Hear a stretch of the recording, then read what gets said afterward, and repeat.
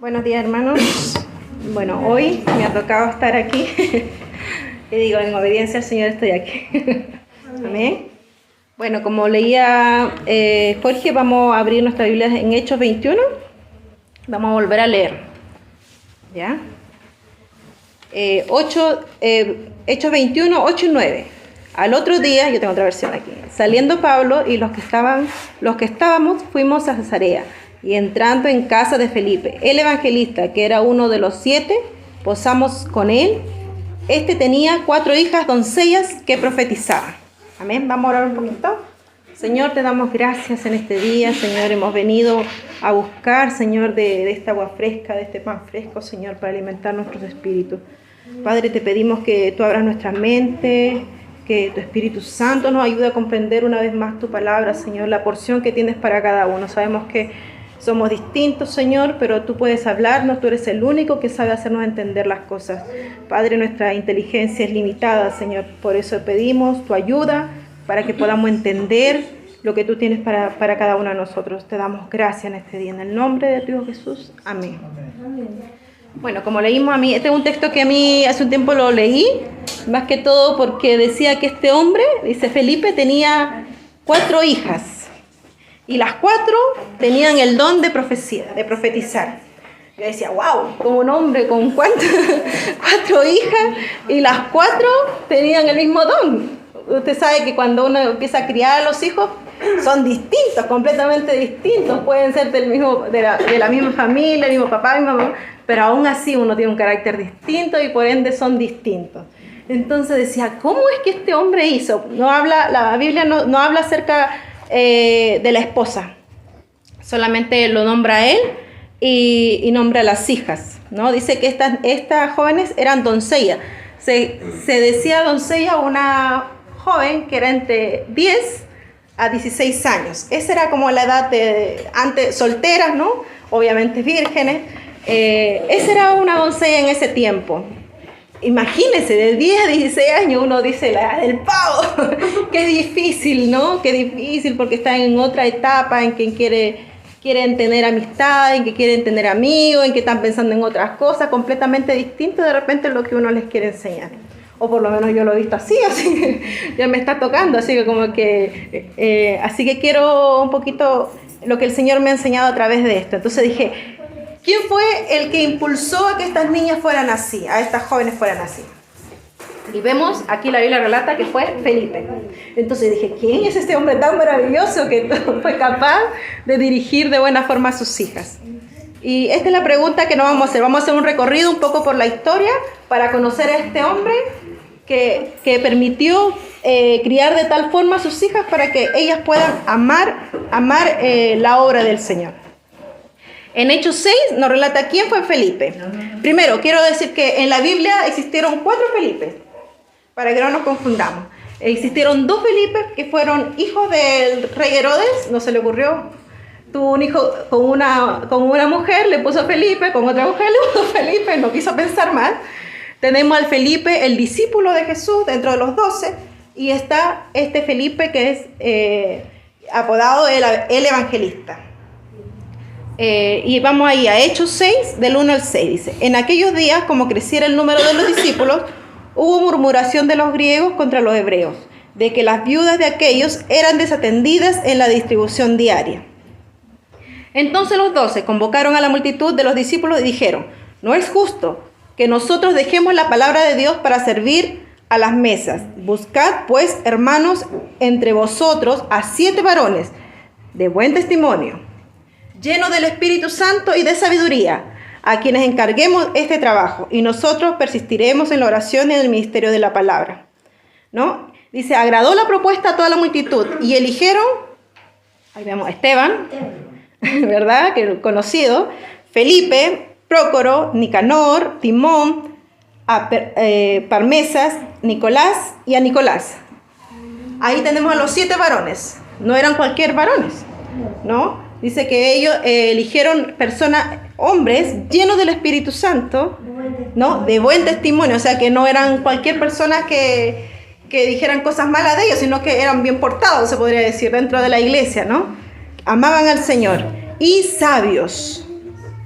¿no? Aquí vemos que Jesús ya había ascendido, vemos a la iglesia que estaba naciendo, vemos a los 12 discípulos, había pasado el tiempo de Pentecostés, ¿no?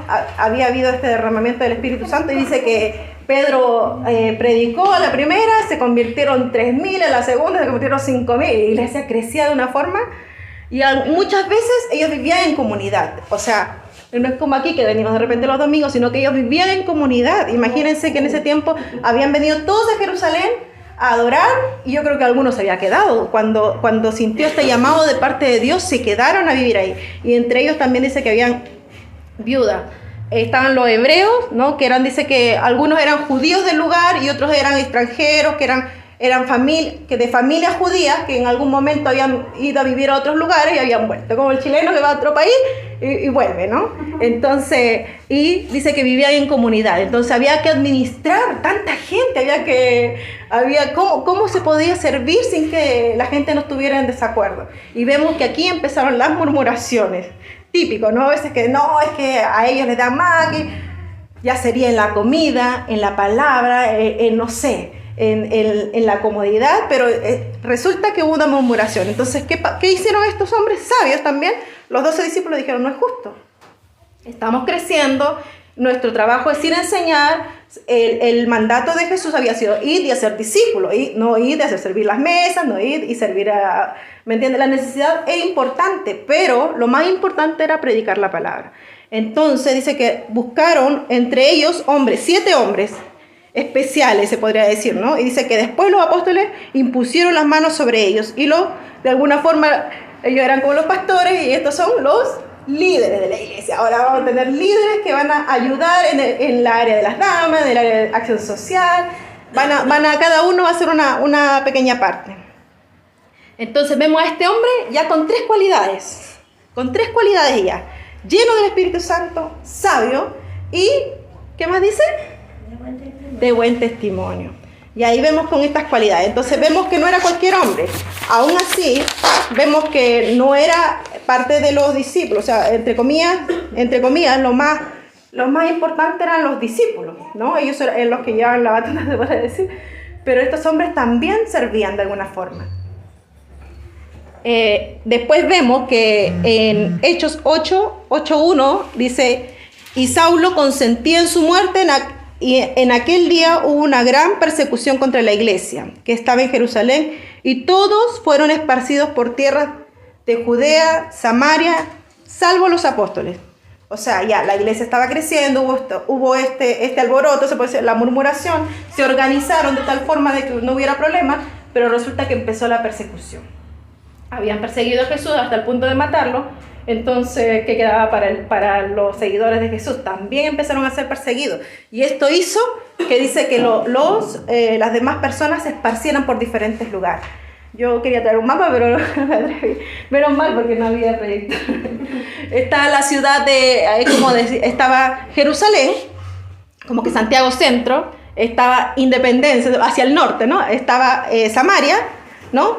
Para que se hagan una idea. Y ahí estamos Santiago Centro, Independencia. Entonces dice que él se fue hacia el lugar más lejano, pero no tan lejano, se podría decir. ¿Ya? Entonces vemos que ya se le acabó el trabajo de líder. Ahora tuvo que salir arrancando al igual que los demás, pero los 2 se quedaron ahí, siguiendo la labor. Y vemos a este hombre y yo digo, como que de un momento a otro se le desvaneció la iglesia. ¿Qué haríamos de un día para otro, como nos pasó en la pandemia? De un día para otro la iglesia desaparece. Tenemos que buscar nuevas formas. Y vemos que este hombre no se quedó ahí, pues. Dice en Hechos 4:8, del 4 al 8, dice, pero los que fueron esparcidos iban por todas partes, anunciando el evangelio. Entonces Felipe, descendiendo a la ciudad de Samaria, les predicaba a Cristo, y la gente unánime escuchaba atentamente las cosas que Felipe decía, oyendo y viendo las señales que hacía, porque de muchos que tenían espíritu inmundo salían estos dando grandes voces, y muchos paralíticos y cojos eran sanados. Así que había gran gozo en aquella ciudad. Esta ciudad había empezado a recibir el mensaje de las buenas nuevas de Jesús, ¿no? Y vemos que este hombre, a pesar de que se le acabó el trabajo en la iglesia, porque uno dice, no, Si no soy, no sé, si no soy de las damas, como que no voy a la reunión. De repente nos pasa un poco esto, pero vemos que este hombre nos hace ver de que no importa si servimos visiblemente o invisiblemente, nuestro trabajo es el mismo. El cristiano, el trabajo del cristiano es ir y predicar a Cristo. Y vemos que este hombre no se problemó, no dijo, chuta, ¿ahora qué voy a hacer en esta ciudad nueva? No, aquí no están los apóstoles, ¿quién me va a dirigir? Sino que él sabía lo que tenía que hacer, ir y predicar. Vemos de repente a nosotros, a mí, en lo personal, el Señor tuvo un trato conmigo cuando me vine a Colina. Me costó mucho moverme. Yo decía, cuando íbamos a ir a Ecuador también, me costó mucho tomar la decisión. Yo decía, Señor, ya soy extranjera, aquí me estoy diciendo extranjera en otro lado. Pero vemos a este hombre que no se problemó, que fue moldeable la situación, y él sabía lo que tenía que hacer, él sabía lo que había visto. Si bien la Biblia nos relata que él estaba, no sé, en la crucifixión y cosas así, yo me imagino que sí, él desde afuera estaba viendo todo lo que estaban viviendo con Jesús.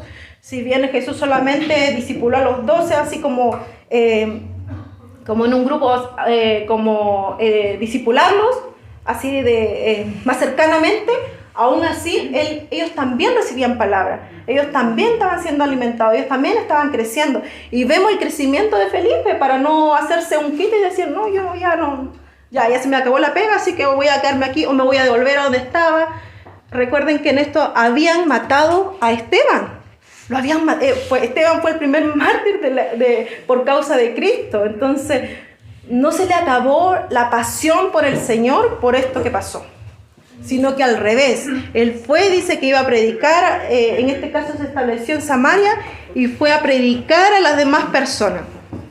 Y como dice, hubo gran gozo en esa ciudad, porque eso es lo que pasa cuando recibimos a Cristo. Yo creo que, no sé si ustedes se acuerdan, pero cuando uno tiene ese momento en que uno entiende que es Dios llamándolo a uno, hay tanto gozo en uno que uno no puede callar, uno no puede cantar, uno se llena de gozo. Entonces yo creo que esto es lo que le pasaba a esta ciudad, que dice que muchas personas empezaron a conocer a este Cristo, a este Dios que se había encarnado para morir por nosotros, por amor, solamente por amor, ¿no? Si bien ellos conocían la Escritura, conocían el Pentateuco, conocían la Torá, pero aún así no habían visto, no lo habían sentido de forma presente, no habían entendido lo que significaba que este Cristo había venido.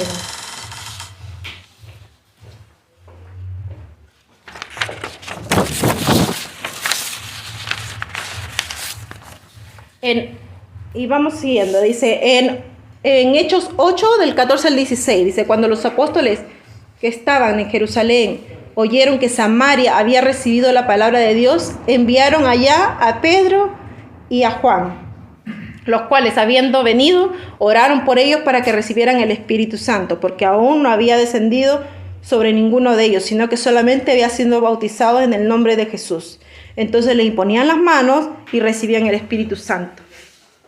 Vemos a esta ciudad impactada y vemos a esto, tanto fue el trabajo de un solo hombre, que imagínense, como que el pastor tuvo que ir a abrir una misión ahí, como una iglesia, porque un solo hombre dice que impactó tanto a la ciudad por su forma de hablar, por su testimonio, porque obviamente era un hombre de buen testimonio, y ahí también la gente lo pudo ver, y que lo que predicaba era realmente cierto, porque no era un hombre mentiroso, no era un hombre que uno diga, no, sino que lo que hablaba, ellos eran capaces de escuchar y entender lo que este hombre estaba diciendo.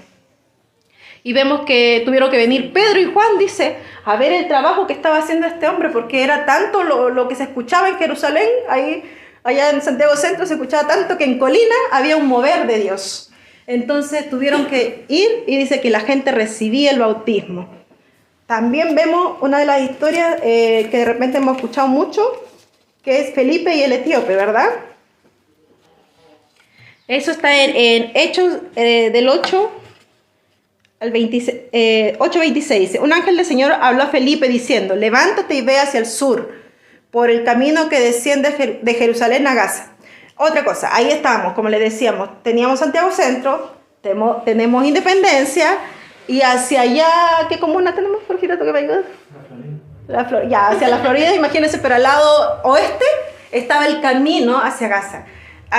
el camino que daba en dirección a Gaza, que era un camino no era tan cerca, ¿ya? Dice que había un etíope que se estaba dirigiendo de Jerusalén hacia su país, hacia Etiopía. Dice, el cual es desierto. Dice, entonces él se levantó y fue. Y descendió, y sucedió que un etíope eunuco, funcionario de Candace, reina de los etíopes, el cual estaba sobre todos sus tesoros, y que había venido a Jerusalén para adorar, volvía sentado en su carro y leyendo al profeta Isaías. Y el Espíritu dijo a Felipe, acércate y júntate a ese carro. Acudiendo, Felipe le oyó que leía al profeta Isaías y dijo, pero ¿entiendes lo que lees? Y él dijo, ¿cómo podré si alguno no me enseñare?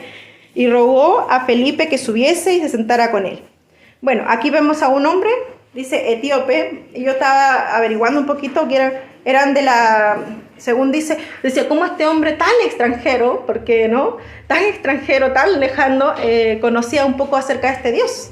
Inclusive dice que el transcurso de Etiopía a Jerusalén eran de 40 días, porque obviamente no había jet privado, el hombre si bien era adinerado, pero no había ese tipo de cosas, ¿no? Entonces dice que iba a caballo, con, no sé, yo creo que con criado y cosas así, pero resulta que 40 días para llegar a Jerusalén a adorar y 40 días más para devolverse. Y yo decía, Señor, a veces nos cuesta levantarnos para ir a una reunión que nos queda aquí a la vuelta de la esquina, y este hombre dice que su deseo era adorar a Dios, estar con él un momento, sentirlo, no sé, ¿me entiende? Pero aún así dice que se devolvió con confusión en él. No entendía. Dice que él decía que él compró un rollo, porque antiguamente no era la Biblia, sino eran rollos, ¿no? Y dice que estaba leyendo ese rollo. Decía que algunos comentaristas dicen que estos rollos eran valiosos, solamente los que tenían mucho dinero podían comprarlo, y él lo compró. Fue tanto su deseo, ¿no? de aprender, de conocer a este Dios, que él compró el rollo y se lo llevó. Y en el camino lo iba leyendo, pero ahí como que no entendía qué pasaba en la situación. Y dice que el Espíritu de Dios manda a Felipe. Y Felipe dijo, ay, pero Señor, ¿cómo voy a ir tan lejos? Pero si acá está la cosa, aquí en Samaria muchos se están convirtiendo, ¿no? Él puede haber dicho así, aquí la estamos haciendo, Señor, ¿no? Pero no, él dice que él fue obediente y se dirigió al lugar. Algunos describen esto como una cita celestial, una cita de parte del Señor, porque yo creo que después de este encuentro con este hombre no pudo callar lo que Felipe le había dicho, ¿no? Pero vemos la situación y vemos cómo este hombre era obediente a la voz del Señor. Muchas veces el Señor nos dice, oremos, acércate a tal persona ahora, y ay, pero el Señor me va a tildar de loco, o me va a decir, ¿qué onda? ¿No? Muchas veces somos desobedientes, pero no sabemos lo que la persona está viviendo. Entonces, no sabemos lo que está pasando en su mente, en su corazón. Y aquí vemos que él fue obediente. Dice que se acercó y yo creo que diría, ¿y qué le voy a decir? ¿Cómo voy a empezar a hablarle a un extranjero? Y más encima eunuco, más encima de Etiopía. Yo creo que de repente puede haberse hecho esas preguntas, pero en algún momento él vino, dice que se acercó y él escuchó lo que este hombre estaba leyendo. Este hombre estaba leyendo el pasaje de Isaías, ¿verdad? Aquí se lo voy a leer un poquito. Dice, como oveja a la muerte fue llevado, y como cordero mudo delante del que lo trasquila. Así no abrió su boca, en su humillación no se le hizo justicia. Mas su generación, ¿quién la contará? Porque fue quitada de la tierra su vida. Respondiendo el eunuco dijo a Felipe, te ruego que me digas, ¿de quién dice el profeta esto? ¿De sí mismo o de otro? ¿No? Entonces vemos que este hombre había ido a Jerusalén a adorar, y vemos la condición que estaba en Jerusalén en ese tiempo, o sea, con los sumos sacerdotes terriblemente enojados con Jesús. O sea, el poder de Dios no habitaba en ese lugar, la enseñanza se había desviado completamente. Entonces este hombre fue a adorar, ¿y quién le enseñó allá? ¿Quién le pudo responder? Nadie, no hubo quien le respondiera, porque ellos estaban metidos en sus cosas, metidos, no sé, en destruir lo que Jesús estaba construyendo. Entonces yo decía, claro, este hombre fue y no encontró nada y se devolvió confuso igual que al principio. Pero el Señor permitió que Felipe le explicara, ¿no? Y dice, entonces Felipe, abriendo su boca y comenzando desde la Escritura, le anunció el Evangelio de Jesús. Y yendo por el camino, llegaron a cierta agua. Y dijo el eunuco, que aquí hay agua, ¿qué impide que yo sea bautizado? Entonces Felipe dijo, si crees de todo corazón, bien puedes. Y respondiendo dijo él, creo que Jesucristo es el Hijo de Dios. Amén. Nuestra profesión de fe, ¿no? Él dijo, yo creo que Jesús es el Hijo de Dios, creo que Él vino a morir por mí, creo en todo lo que me has dicho. Él creyó, dice, ¿no? Y esto, imagínense cuánto camino, dice que este camino era un camino de desierto, cuánto había pasado para llegar, o el Señor había permitido que encontraran justo un charco de agua para que este hombre fuera, como que el Señor lo planificó todo. Vemos como el Señor en esta, a mí me asombra mucho esta historia, la había escuchado muchas veces, pero vemos cómo Dios planifica todo a detalle. En esta historia, todo a detalle. Permitió que Felipe llegara justo, yo no sé si el carruaje iba de camino o se paró en algún momento y justo él se sentó a leer, no sé. Uno puede como especular muchas cosas, ¿no? Pero vemos que el Señor planificó todo. Entonces este hombre dice que ese momento fue bautizado. Cuando subieron, dice, del agua, el Espíritu del Señor arrebató a Felipe. Y el eunuco no le vio más y siguió gozoso su camino. A mí me sorprendió eso. Él venía confuso. Se supone que iba como que fue a la iglesia y no pasó nada.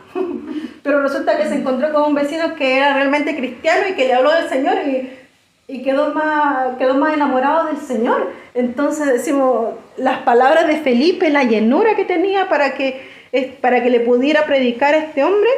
Y el hombre dice que ni siquiera se hizo la pregunta ¿a dónde se fue Felipe? Porque dice que Felipe desapareció. Entonces no se hizo la pregunta, él entendió que era de parte de Dios, pero dice que se fue alegre por lo que había recibido, gozoso porque había entendido lo que el Señor, el Evangelio de Jesús, había entendido de quién hablaba las Escrituras cuando se refería, ¿no? Cuando hablaba el profeta, que lo había anunciado hace mucho y en este tiempo se había cumplido. Vemos cómo Felipe, no relata mucho más cosas acerca de él, pero vemos aquí muchas cualidades, como le decía al principio, la llenura del Espíritu Santo, el buen testimonio, vemos la sabiduría en él para administrar, la obediencia, porque como le decíamos, el ángel le dijo, ándate a tal lugar, y él no dijo, ¿y por qué? ¿Qué voy a hacer en el desierto? No, él fue obediente, y yo creo que después, no sé si a usted le ha pasado, pero cuando le predica a alguien y la persona recibe de parte del Señor, ¿no? Y obviamente usted sabe que usted es instrumento nomás de parte del Señor, pero ¿no se alegra su corazón cuando la persona acepta a Cristo? Yo creo que sí, yo creo que Felipe quedó emocionado. Gracias, Señor, por ser instrumento, por haber permitido que a este hombre, y como les digo, este hombre yo no creo que haya llegado a su país y haya quedado calladito, sino este hombre fue y también compartió, ya sea con su familia, ya sea con la reina, inclusive de repente que era tan cercano a la reina. Yo creo que este hombre fue como algo importante, puntual en la historia para que se cumpliese lo que Jesús había dicho. Y me seréis testigos, ¿no? En toda ciudad, dice, ¿no? De Jerusalén, Samaria, Judea y hasta los confines de la tierra. Entonces se estaba cumpliendo lo que Jesús había dicho en la obediencia. Dios estaba cumpliendo el propósito por el cual había llamado a Felipe. Y Felipe estaba cumpliendo también con la palabra.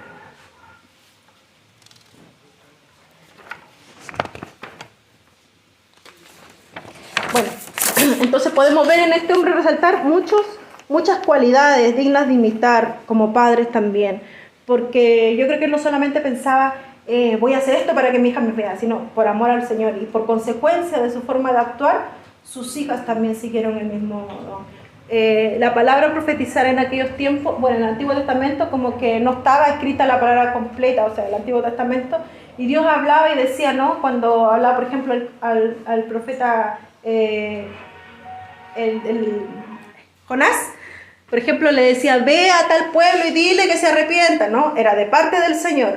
Hoy tenemos la palabra completa, pero en este caso Jesús ya se había hecho hombre, ya había cumplido el propósito. Entonces ahora las mujeres, estas mujeres, en particular estas hijas, iban y profetizaban. Y la palabra profetizar significa hablar de Jesús. Ellas comentaban, ya sea con sus amigas, porque en ese tiempo no se le permitía obviamente a la mujer enseñar públicamente entre los varones. Entonces yo creo que, claro, de repente con ella se creó el grupo de las damas, ¿no? Como que se juntaba yo con sus amigas y decía, mira que esto. Yo creo que fue tanto el impacto que tuvo Felipe, sus experiencias. Yo creo que lo que le pasó con el etíope, yo creo que él llegó a su casa y le dijo, mira, me pasó esto, Dios me mandó aquí, y mira, yo le hablé a este hombre y este hombre no lo entendía, y este hombre me pidió que lo bautizara. Yo creo que uno le cuenta a los hijos y los hijos se contagian con uno, ¿no? Entonces yo creo que ellas recibieron todas estas cosas de parte en primera fuente, de parte de su papá, cómo él lo vivía, para que ellas también quisieran compartir de este Cristo. Y empezaron, y las cuatro empezaron a compartir de Cristo a sus amigas, a sus compañeras, en el barrio, a las mujeres más grandes, quién sabe, no sé, a todas aquellas que no conocieran. Yo me imagino que dice que este don de compartir lo hacían en todo lugar donde estaban. Ellas tampoco se pensaron, pucha, ahora vivíamos en tal lugar, ahora vimos que... No, ellas vieron cómo su padre era una persona moldeable. Él se moldeó a la situación y buscó refugio en el Señor, y el Señor lo instruyó para seguir haciendo la obra, ¿no? Entonces vemos que era un hombre adaptable, un hombre centrado, porque muchas veces perdemos el punto de por qué somos cristianos. Perdemos como el horizonte, ¿no? Creemos que por las bendiciones, por cosas, ¿no? Pero estamos aquí porque amamos al Señor. Su palabra dice que Él nos amó primero, ¿no? Que Él ha muerto por nosotros, que Él nos ha demostrado tan grande amor, y estamos aquí en retribución solamente a eso, porque no tenemos nada que le podamos dar para pagar el precio que Él pagó. Entonces solamente estamos aquí en agradecimiento. Yo lo sabía, Él había vivido todo este proceso con los discípulos, Él había sido lleno del Espíritu Santo, y Él en ningún momento, por más que la iglesia de alguna forma se dividió en ese lugar, pero no era para división, era para crecimiento. La iglesia estaba creciendo, no se estaba dividiendo. Entonces vemos cómo este hombre no perdió el horizonte de lo que tenía que hacer. Y vemos que él, cercano al Señor, dice, id y hacer discípulos a todas las naciones, ¿no? Bautizándolos en el nombre del Padre, del Hijo, del Espíritu Santo. Entonces él sabía lo que tenía que hacer. Él no le tenía que preguntar a Pedro, ¿qué tengo que hacer? ¿A quién le tengo que predicar? No, él sabía lo que tenía que hacer. Del mismo Jesús había recibido la instrucción. Y esta instrucción también es para nosotros, no importando en el lugar donde estemos. Ir y hacer discípulos. De repente uno siempre se dice, pero Señor, es que me cuesta a mí, me cuesta hablar. Bueno, el Señor te va a dar la herramienta, siempre lo decimos, pero tenemos que creerlo, porque muchas veces no lo creemos. No digo, si le hablo y cree que estoy media loca o media aquí. Yo me hacía esas preguntas antes. Pero ahí vemos a Moisés también diciendo, Señor, pero yo soy tartamudo, pero Señor, pero manda, ¿no? Pero el Señor lo mandó y le dijo, tú tienes que ir solamente, yo te diré lo que tienes que decir, ¿por qué te hace tanto drama? Bueno, y así será. Yo le decía mientras formaba en la predicación, le decía, ay Señor, como que estoy tan nerviosa, le decía, siempre es tan importante exponer tu palabra, le decía.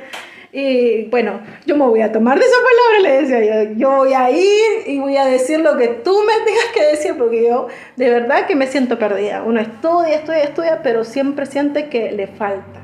Entonces vemos, y otras cosas, el último de las características que podemos ver también, hospitalario, ¿no? En el último párrafo, en el primer texto que leímos decía que él... fuimos, dice, a Cesarea, Pablo, dice que Pablo también lo visitó en algún momento, Pablo dice, y los que estaban con él, y entrando en casa de Felipe, eso quiere decir que Felipe lo recibió, ¿no? El evangelista, estaba Lucas también, nos posamos con él, dice, posamos con él. Entonces un hombre hospitalario, que cada vez que venía algún predicador, algún hombre de Dios, él decía, vengan a mi casa, quédense en mi casa. Eso era común en esos tiempos. Hoy de repente como que nos cuesta desordenar nuestra casita para recibir a alguien más, ¿no? A veces cuesta, y es algo digno de imitar. Y la pregunta que les quiero hacer, nosotros como seguidores de Cristo, ¿sabemos lo que tenemos que hacer?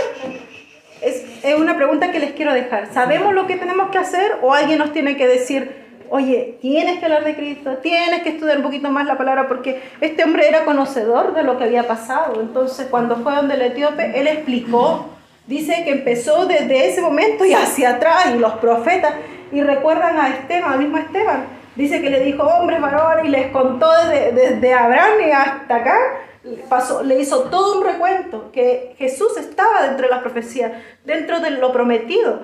Entonces, ellos eran conocedores. Entonces, nosotros si no sabemos, si no tenemos conocimiento del Señor, ¿cómo vamos a compartir de Él? Entonces, es importante que sepamos lo que vamos a hacer y sepamos lo que vamos a decir. Amén. Amén. Y otra, y aquí vemos al legado. Yo anoté aquí, me gustó mucho la definición yo puse a esta predicación, a este sermón, el legado de Felipe.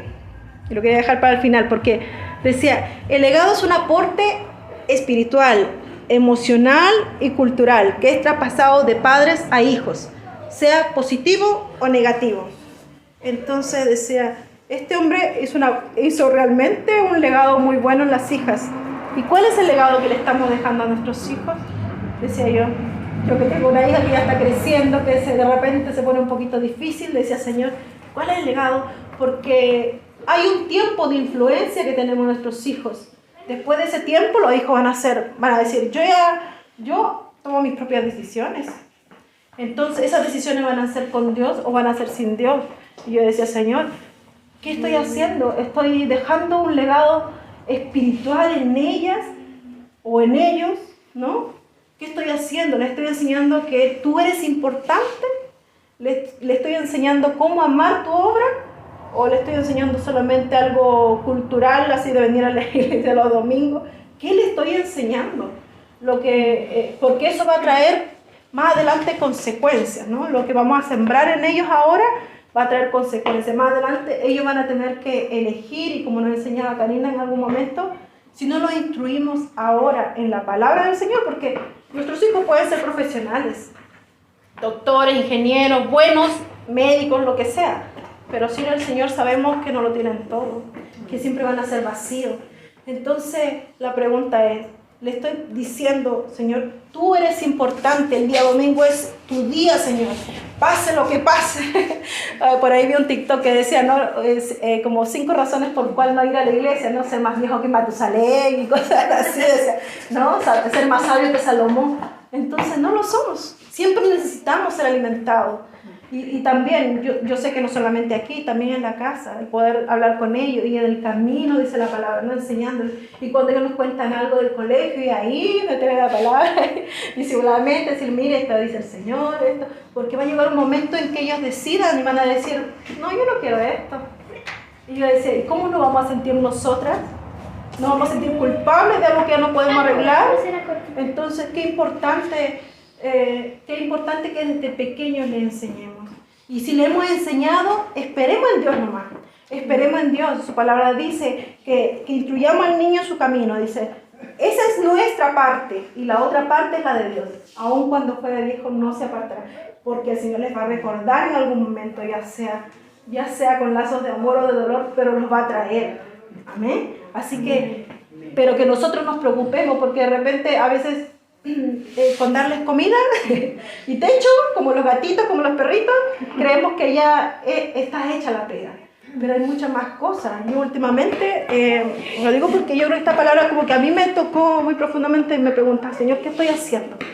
Si me tengo que preparar más, tengo que hacerlo. Si tengo que, no sé, pasar más tiempo con ella, leer, no sé, algo es para hacer una inspección. Es decir, si en algo estoy fallando, Señor, ayúdame a ver. Dame sabiduría, de verdad, porque no la sabiduría del mundo, sino la que tú tienes, Señor, para instruir a mis hijos en el buen camino, para que ellos puedan seguirte, puedan amarte, porque yo le digo a mis hijas, algún día los papás no vamos a estar y ustedes solamente se van a poder tomar del Señor. ¿Y qué pasa si esa relación con Dios está ahí? ¿Me entiendes? Entonces no se van a tomar del Señor, se van a tomar de los amigos, de los consejos del mundo, de lo que les parece bueno. Y a veces la palabra del Señor dice que el mundo ve lo que es malo, lo ve como bueno. Entonces vamos a tener dificultades. Y obviamente si nosotros somos cristianos queremos también, de verdad, que nuestra generación. Una de las cosas también que me sorprende de la Biblia que dice, una generación amó al Señor y la otra no se acordó. ¿Y qué pasó? ¿qué pasó ahí? Me digo, Señor, ¿qué pasó? Yo no quiero que mi siguiente generación no te ame. Si yo en mi casa soy mi primera generación, soy mi primera generación. Y yo le digo al Señor, me ha costado, Señor, me ha costado tener que aprender, porque nadie me enseñó desde niña, pero tú me estás enseñando. Y a través de este hombre podemos ver muchos detalles que podemos imitar en él. Si bien no es la mamá de la casa, porque en la Biblia no habla de una mujer, de repente fue viuda, no sé, pero aún así sirvió tanto, impactó tanto en la vida de sus hijas, para que sus hijas decidieran, aún en pequeña edad, servir al Señor. Porque de los 10 a los 16 años es una edad más complicada, como yo les decía, ¿no? Ellas están pensando en otras cosas, y a uno se le hace difícil hablar con ellos, no quieren hablar, se encierran y todo. Entonces que el Señor nos dé sabiduría como este hombre, para que nuestra vida sea un testimonio para ellos. Y yo en algunas cosas digo, Señor, soy media dictadora. A ver, vamos y vamos. Porque hay edad en que ellos no pueden decidir aún. Cuando ellos tengan edad un poquito más grande van a decidir. Por ahora yo puedo decidir por ellos y sé que lo mejor es que estén aquí. Entonces, bueno, yo quiero dejarle esas dos preguntas. ¿Cuál es su legado para sus hijos? ¿Cuál es el legado espiritual? Porque, como les digo, usted en lo profesional les puede dejar un buen estudio, una buena carrera, no sé. ¿Cuál es su legado espiritual, el que dejen ellos? Y otro, ¿usted sabe lo que tiene que hacer en su vida cristiana? Porque todos sabemos lo que tenemos que hacer en nuestro trabajo, ¿no? Los que han estudiado una carrera saben lo que tienen que hacer puntualmente, pero también en el Señor. ¿Sabemos lo que debemos hacer como cristianos? Se supone que el Señor es el primero en nuestras vidas, pero muchas veces lo dejamos para el final. Nuestro trabajo, nuestro descanso, que no sé, el salir el día domingo es mucho más importante. Y eso le transmitimos a los hijos. El Señor es importante, le decimos con nuestra boca, pero hoy día quedemos en la casa. Es importante el Señor, pero salgamos, hoy día descansemos. Entonces, ¿qué le estamos diciendo? Y a veces los hechos hablan mucho más. Este hombre fue un hombre de hechos, fue un hombre de ir y hacer. Y eso les mostró a sus hijas el camino que tenían que seguir. Él les trazó el camino a sus hijas. Tracemos también el camino a nuestros hijos. Amén.